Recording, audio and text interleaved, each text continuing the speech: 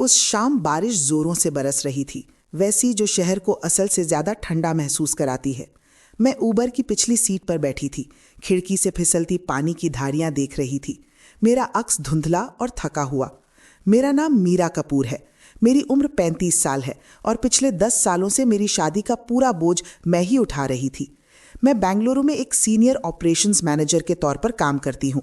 मेरे दिन deadlines, negotiations और ऐसे फैसलों से भरे रहते हैं जिनका असर सैकड़ों लोगों पर पड़ता है। मैंने बहुत पहले सीख लिया था कि दबाव में कैसे शांत रहना है, कैसे थकान को निगल कर आगे बढ़ते रहना है। घर पर भी मैं वही करती थी। बिल्स मैं भरती थी, अपने पति राघव को सपोर्ट करती थी जब वो प्रमोशंस के पीछे भागता और अपने पोटेंशियल की बातें करता रहता। मैं खुद से कहती थी कि यही पार्टनरशिप है। मैं खुद से कहती थी कि प्यार का मतलब त्याग होता है। आगे बढ़ने से पहले, मैं हूं लीना, आपकी कहानी की नैरेटर। मैं लाती हूं जिंदगी की ऐसी सीख देने वाली कहानियां जो हम में से ज्यादातर लोगों पर बीत चुकी हैं या फिर भविष्य में ऐसे ही घटनाओं का सामना करना पड़ सकता है। नीचे कमेंट करके बताइए कि आप हमें कहां से देख रहे हैं और हिंदी रिवेंज स्टोरीज को सब्सक्राइब करना ना भूलें। हम ऐसे लोगों की कम्युनिटी बना रहे हैं जो जानते हैं कि जिंदगी के सबसे अच्छे चैप्टर किसी भी उम्र में शुरू हो सकते हैं। अब कहानी पर वापस आते हैं। उस रात मुझे घर नहीं होना चाहिए था। मेरी बिजनेस ट्रिप एक दिन पहले खत्म हो गई थी। जिस कॉन्ट्रैक्ट के लिए मैं महीनों से लड़ रही थी वो आखिरकार साइन हो गया था। मुझे राहत महसूस हो रही थी, थोड़ा गर्व भी। घर जाते वक्त मैं सोच रही थी कि खाना बनाऊंगी, पति के सामने बैठूंगी और सुनूंगी कि उसे मुझ पर गर्व है। ऊबर हमारी बिल्डिंग के अंडरग्राउंड पार्किंग में रुकी। मैंने अपना सूटकेस खींचते हुए अपनी रिजर्व्ड पार्किंग स्लॉट B15 की तरफ बढ़ाया। उस जगह के लिए मैंने अच्छी खासी रकम दी थी और ट्रैवल के दौरान वो हमेशा खाली रहती थी। उस रात वो खाली नहीं थी। वहां एक चेरी रेड मुस्टैंग खड़ी थी, चमकती हुई और बिल्कुल पहचान में आने वाली। मैं रुक गई और नंबर प्लेट को घूरती रही जब तक मेरी छाती में जकड़न महसूस ना होने लगी। वो नेहा की गाड़ी थी। नेहा मेरी भाभी थी, मेरे छोटे भाई अमन की पत्नी। वो मंगलवार की दोपहर थी। अमन शहर से बाहर काम पर था। नेहा के यहाँ होने की कोई वजह नहीं थी। वही पल था जब मेरी जिंदगी चुपचाप दरक गई, इससे पहले कि मैं वजह समझ पाती। मैंने खुद से कहा कि बेवजह शक नहीं करना चाहिए। एक अजीब बात का मतलब धोखा नहीं होता। यही सोच मैं दोहराती रही जब सूटकेस को घसीटते हुए लिफ्ट की तरफ बढ़ी। खाली पार्किंग में पहियों की आवाज बहुत तेज गूंज रही थी। मेरे हाथ स्थिर थे लेकिन पेट नहीं। 18वीं मंजिल तक की लिफ्ट राइड सामान्य से कहीं लंबी लगी। शीशे में मैंने खुद को मुश्किल से पहचाना। सलीके से सिला हुआ फॉर्मल सूट, बाल ठीक से बंधे हुए, पोस्चर सीधा, लेकिन आंखों के नीचे कई रातों की नींद न होने की परछाइयां। मैंने सोचा, पहली बार नहीं कि राघव ने आखिरी बार मुझे सच में कब देखा था। दरवाजे खुले तो कॉरिडोर बिल्कुल शांत था। न कोई आवाज, न कोई हलचल। मैं अपने फ्लैट की ओर लगभग इंस्टिंक्टिवली दबे पांव चल पड़ी। न घंटी बजाई, न आवाज दी। मैंने बायोमेट्रिक लॉक पर उंगली रखी। हल्की सी क्लिक के साथ दरवाजा खुल गया।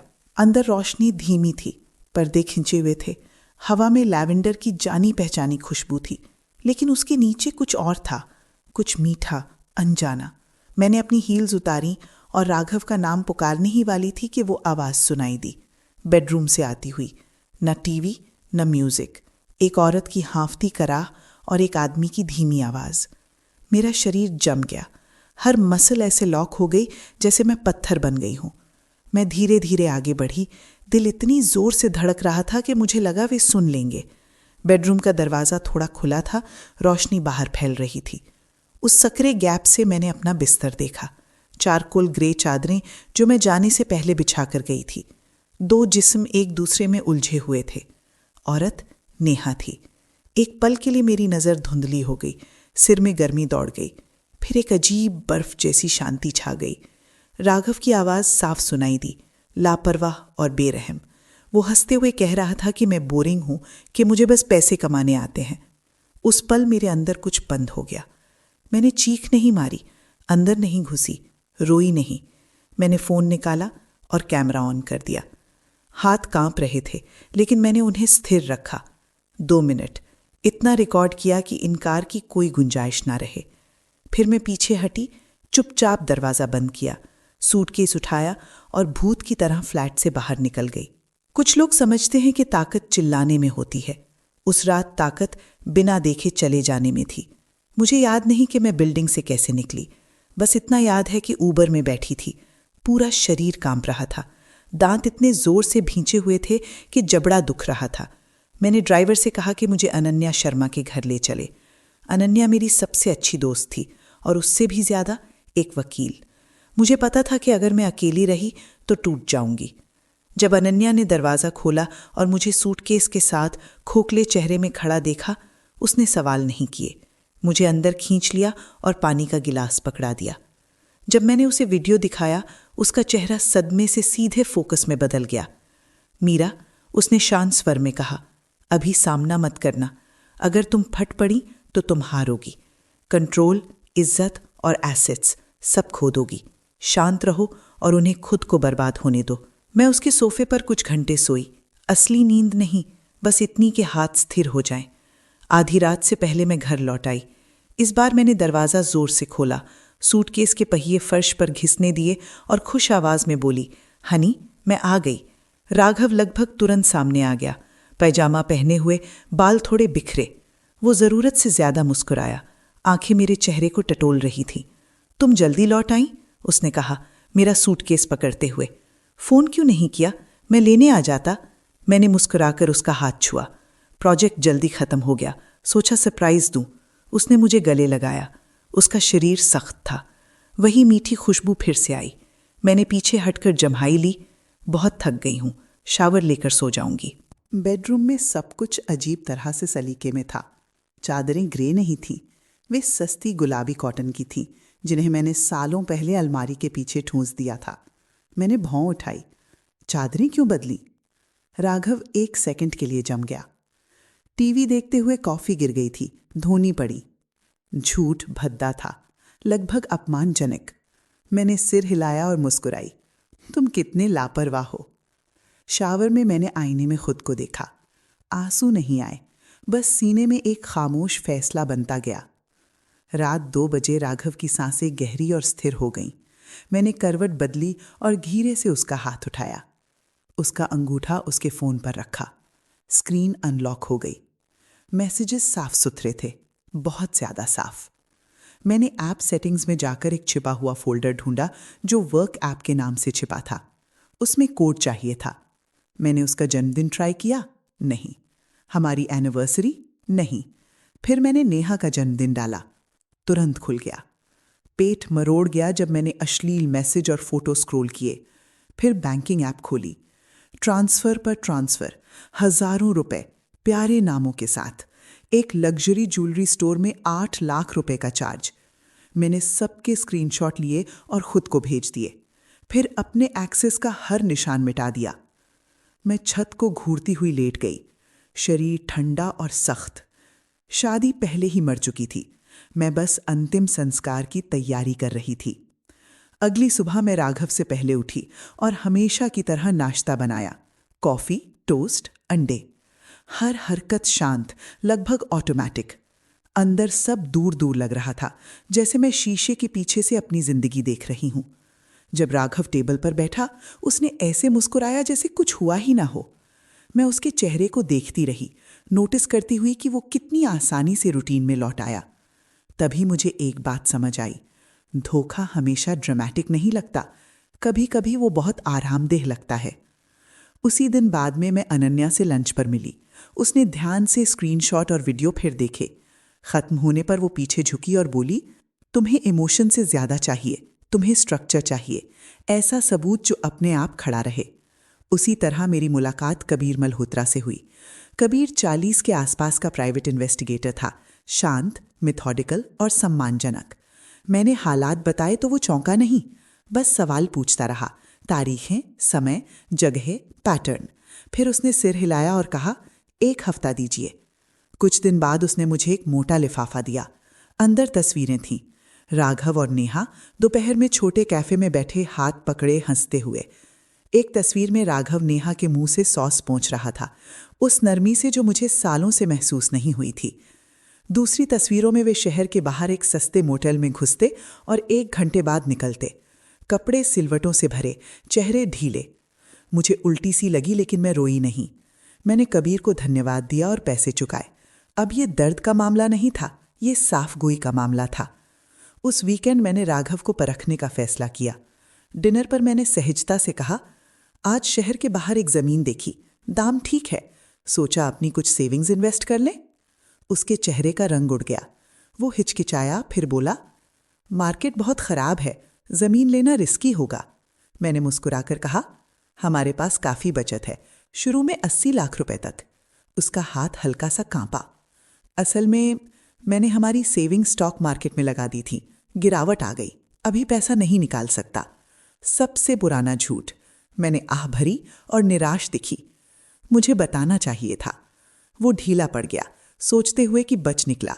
उसे नहीं पता था कि हर शब्द बस वही कंफर्म कर रहा था जो मैं पहले से जानती थी। आखिरी टुकड़ा फैमिली लंच पर मिला। मेरे माता पिता ने हमेशा की तरह होस्ट किया। मेरा भाई अमन वहां था, काम से थका हुआ लेकिन मुस्कुराता हुआ। नेहा खूबसूरत कपड़ों में आई। गले में वाइट गोल्ड की चेन थी जिसमें छोटा सा डायमंड चमक रहा था। मैंने उसे तुरंत पहचान लिया। 8 लाख रुपए, राघव का पैसा, मेरा पैसा। मैंने हल्के से कहा, ये नेकलेस बहुत सुंदर है, नया है?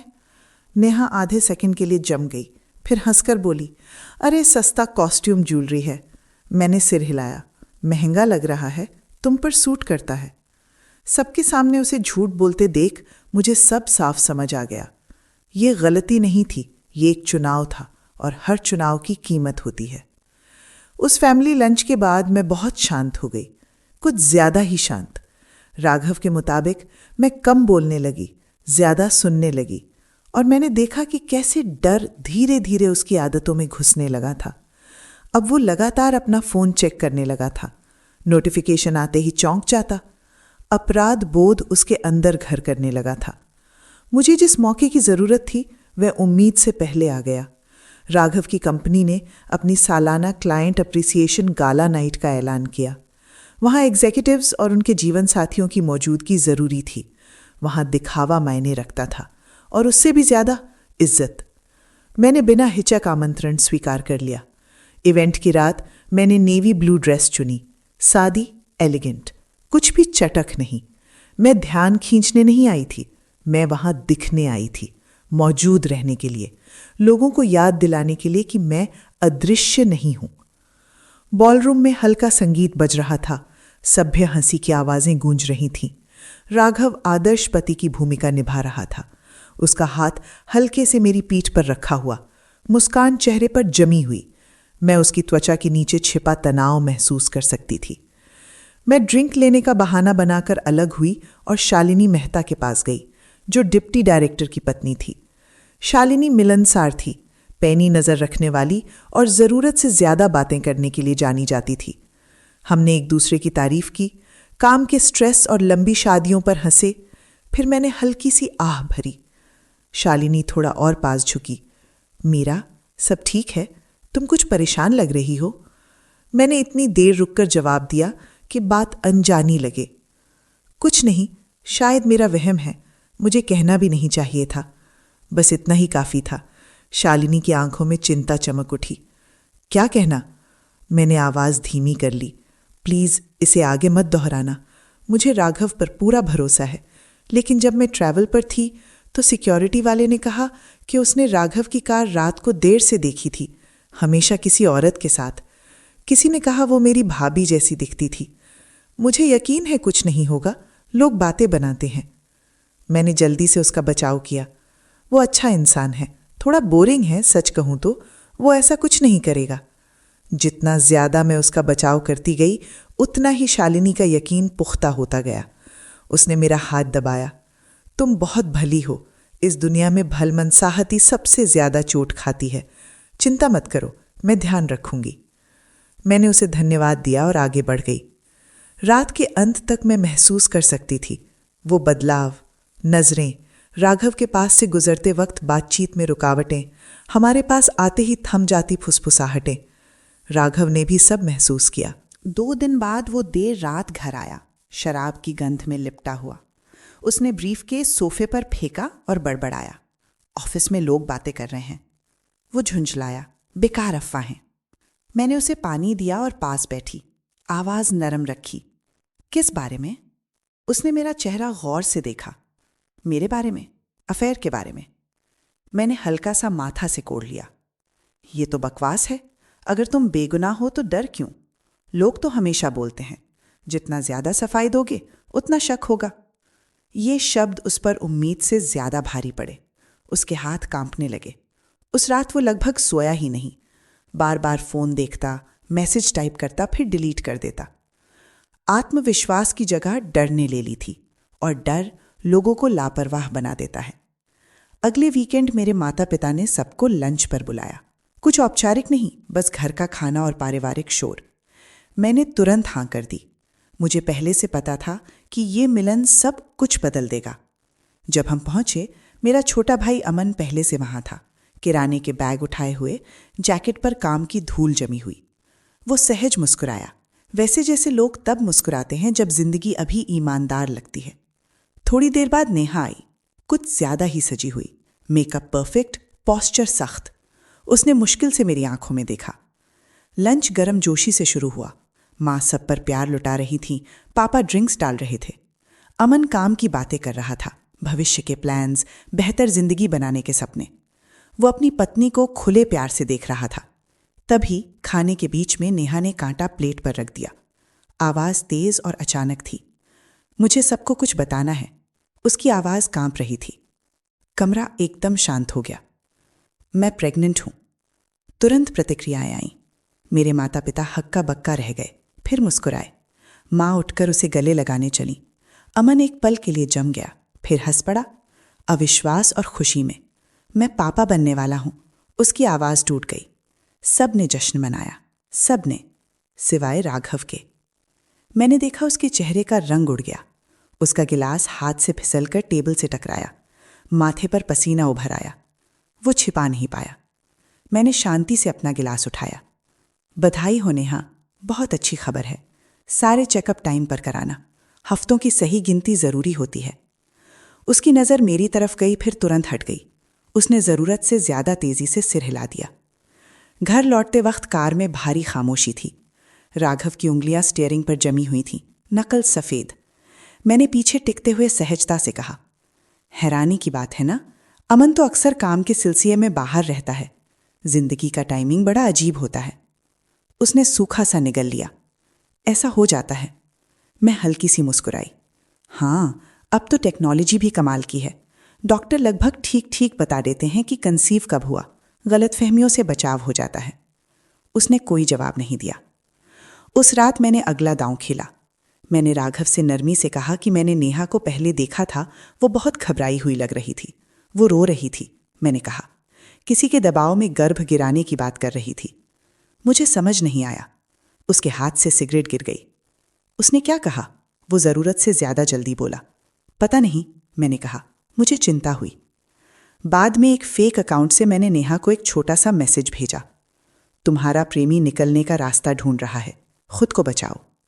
उस पल से उनकी साझेदारी दरक गई। एक को बेनकाब होने का डर था, दूसरे को छोड़े जाने का।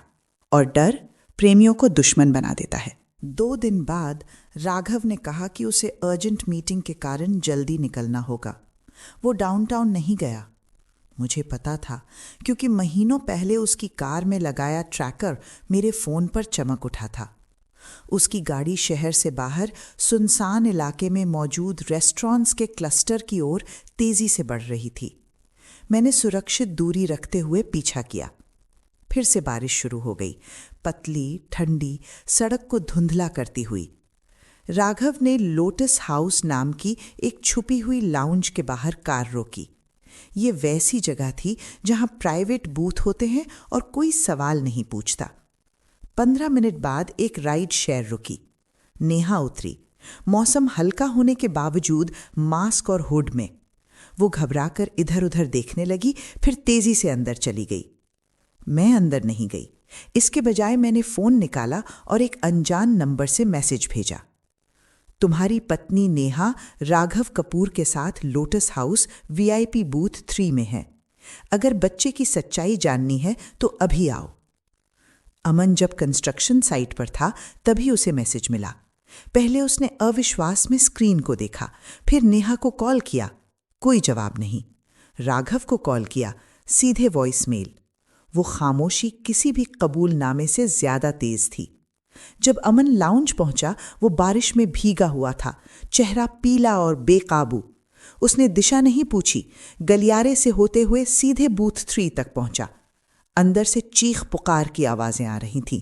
नेहा रो रही थी, राघव की आवाज तेज और गुस्से से भरी थी। अमन ने दरवाजा लात मारकर खोला। अंदर नेहा फर्श पर सिसक रही थी। राघव उसके ऊपर खड़ा था, हाथ में नोटों की गड्डी। मुझे देखते ही दोनों जम गए। क्यों? चिल्लाया अमन, क्यों तुम दोनों? राघव कुछ कहने लगा, नेहा उसकी ओर रेंगने लगी। सब कुछ एक साथ बिखर गया। अमन ने राघव का कॉलर पकड़ा और दीवार से दे मारा। एक घूंसा, बस एक। राघव की नाक से खून बह निकला। तभी मैं कमरे में दाखिल हुई। बस, मैंने शांत स्वर में कहा। अमन, रुको, इसके लिए अपनी जिंदगी मत बिगाड़ो। सबने मेरी ओर देखा। मैंने राघव की आंखों में बिना गुस्से के, सिर्फ यकीन के साथ देखा। सच सामने आ चुका है और यहीं ये खत्म होता है। कमरे में बारिश, पसीने और घबराहट की गंध थी। नेहा फर्श पर रो रही थी। राघव कुर्सी पर ढह गया था, नाक पकड़े हुए। अमन जड़ होकर खड़ा था, जैसे गुस्सा निकलते ही सब कुछ खाली हो गया हो। मैं अमन के पास गई और उसके कंधे पर हाथ रखा। चलो, मैंने धीरे से कहा, यहां रहना तुम्हें जहर देगा। उसने मेरी तरफ देखा, आंखें टूटी हुई, खाली, फिर सिर हिला दिया। हम बिना कुछ कहे निकल गए। उस रात अमन अनन्या के अपार्टमेंट में रुका। वहीं मैंने उसे सब दिखाया, वीडियो, मैसेज, बैंक ट्रांसफर्स। वो चुपचाप देखता रहा, चेहरा राख जैसा हो गया। खत्म होने पर वो बाथरूम गया और उल्टी कर दी। लौट कर आया तो उसके अंदर कुछ सख्त हो चुका था। मुझे तलाक चाहिए, उसने तुरंत कहा। अगली सुबह अनन्या ने तेजी से काम किया। तलाक के कागजात तैयार हुए। साथ ही उसने राघव की कंपनी में औपचारिक शिकायत दर्ज की, जिसमें सालों से छुपाए गए फाइनेंशियल गड़बड़ियों और किकबैक्स के सबूत लगाए गए। प्रतिक्रिया तुरंत आई। राघव को इमरजेंसी मीटिंग में बुलाया गया, बिना वेतन के सस्पेंड किया गया और सिक्योरिटी के साथ सहकर्मियों के सामने बिल्डिंग से बाहर निकाला गया। उसका नाम ऑफिस में चेतावनी की तरह फैल गया। उसी दोपहर बैंक ने मुझसे संपर्क किया। 6 महीने पहले राघव ने चुपचाप हमारे फ्लैट पर लोन ले लिया था, करीब 2.5 करोड़। मुझे याद आया वो कागज जिन पर उसने बिना समझाए मुझसे साइन करवाए थे। भरोसे ने मुझे अंधा कर दिया था। जब मैंने उससे सामना किया, वो टूट गया। उसने मुझे बचाने की भीख मांगी। हम नहीं रहे, मैंने कहा। मैं फ्लैट बेचूंगी, कर्ज चुकाऊंगी और तुम खाली हाथ जाओगे। उसने उसी दिन तलाक के कागजों पर साइन कर दिए। शादी चीख चिल्लाहट में नहीं, कागजों और खामोशी में खत्म हुई। सब खत्म होने के बाद मैंने फ्लैट बेच दिया, कर्ज उतारा और झूठ से भरी जगह छोड़ दी। शहर के बाहर एक छोटा सा घर लिया जहां बगीचा था और सुबहें शांत थीं। मेरे माता पिता मेरे साथ आ गए। अमन भी आया, दर्द के साथ, लेकिन नए सिरे से शुरू करने का संकल्प लेकर। जिंदगी अचानक परफेक्ट नहीं हुई, लेकिन ईमानदार हो गई। अमन को नई नौकरी मिली। वो धीरे धीरे फिर हंसने लगा। मैं साफ नज़र और मजबूत सीमाओं के साथ अपने काम पर लौटी। सालों बाद पहली बार मैं पूरी रात सोई। मैंने ये सीखा, इज्जत के बिना प्यार बिना वेतन की मजदूरी बन जाता है। सीमाओं के बिना भरोसा अनुमति बन जाता है। शांत रहना कमजोरी नहीं, रणनीति है। अगर ये कहानी आपको छू गई हो तो लाइक और शेयर करें।